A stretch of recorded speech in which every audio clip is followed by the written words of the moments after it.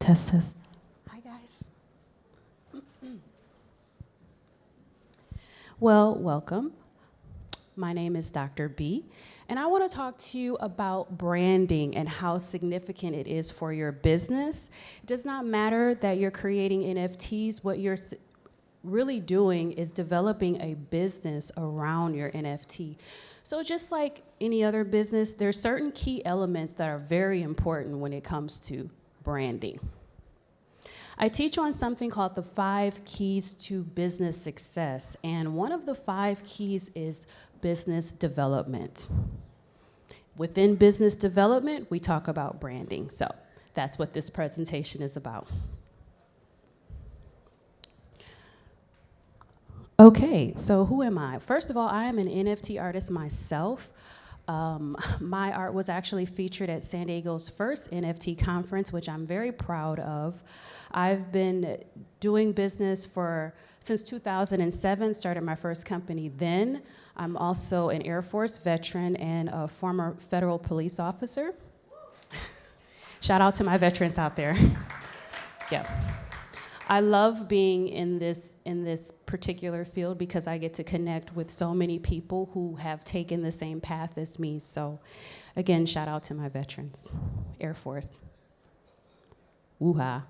Okay, so what is the number one secret to business success, especially, all kinds of businesses, particularly in the NFT space? How do you have a successful company? Well, your brand, okay? A lot of people are not familiar with the term brand archetype, so you need to know your brand archetype. We're going to talk a little bit about that today in our short time.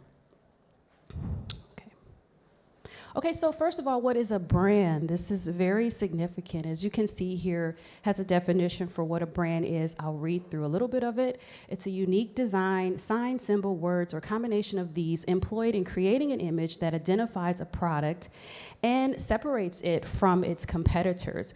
Over time, this image becomes associated with the level of credibility, quality, and satisfaction in the consumer's mind.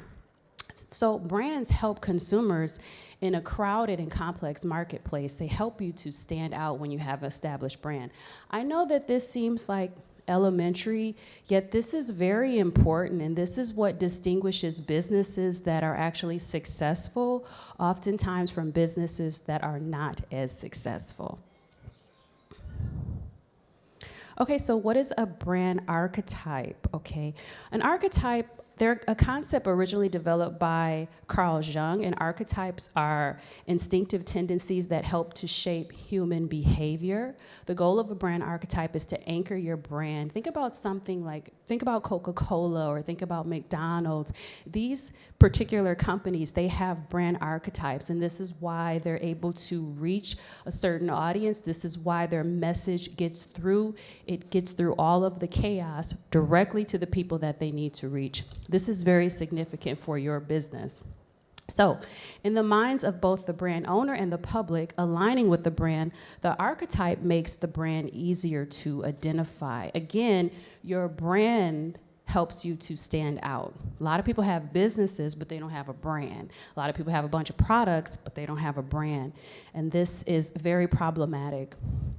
So, your brand archetype is kind of like the personality of your business. I like to say, like, if your business was walking down the street and your potential customer was walking down the street, how do you want your customer to view you? How do you want your customer to see you? Okay, this is very significant. This is an exercise that I like to do.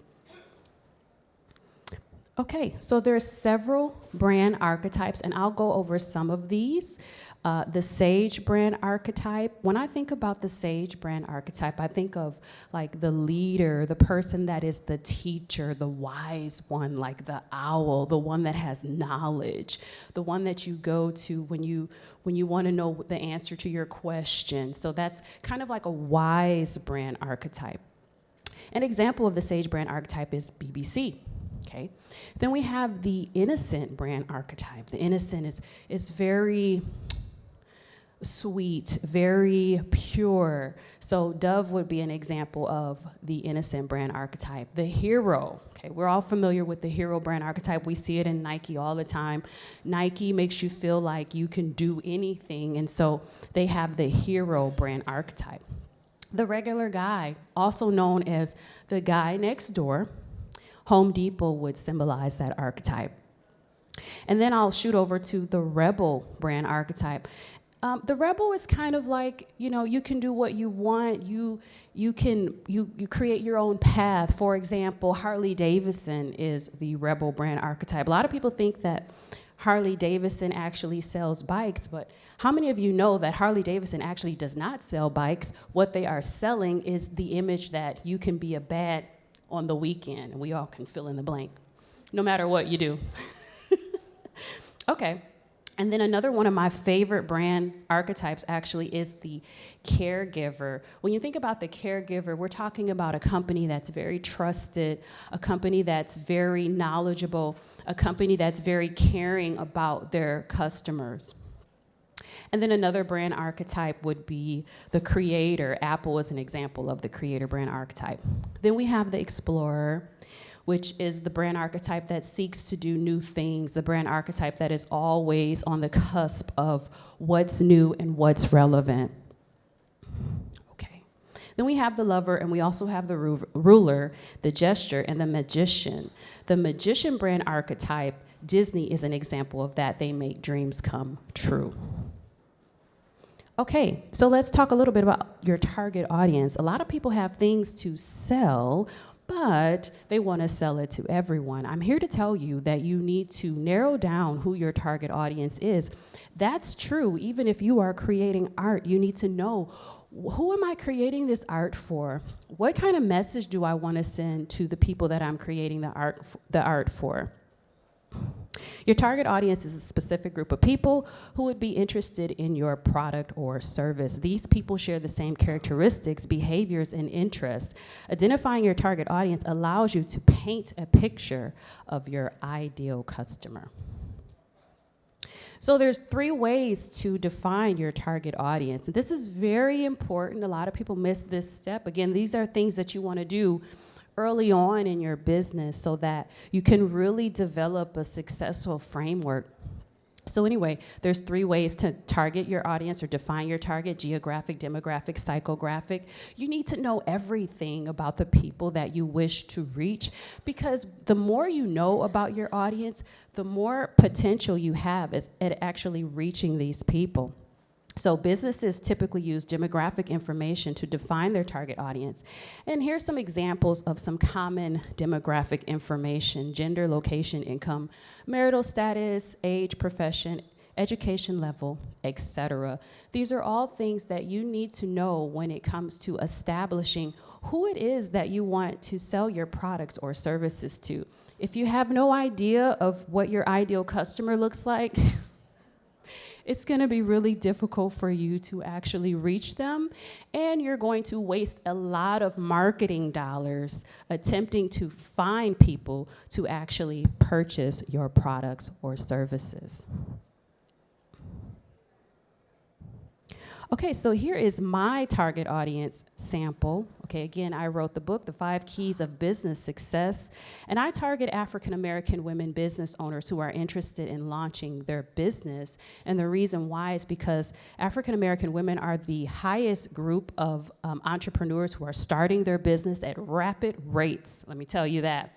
So I target people who want to give back. I'm interested in companies who want to develop a brand, who support alternative healing models. I come from the cannabis space. Okay, who want to expand globally, who want to do soul-satisfying work. Again, these are some examples of how you can identify your target audience. Again, you have to do your homework. I'm looking for people who want to be rich financially, emotionally, and mentally. I'm looking for people who want to expand their business and think outside of the box with my products or service. I'm looking for people who want to run a high-quality business and who are interested in expanding globally. Okay, so in our last 20 seconds, what we covered was the number one secret, which is what is your brand archetype? Identifying your brand archetype and identifying your target audience. My name is Dr. B. I'll be off to the side if you're interested in speaking more to me.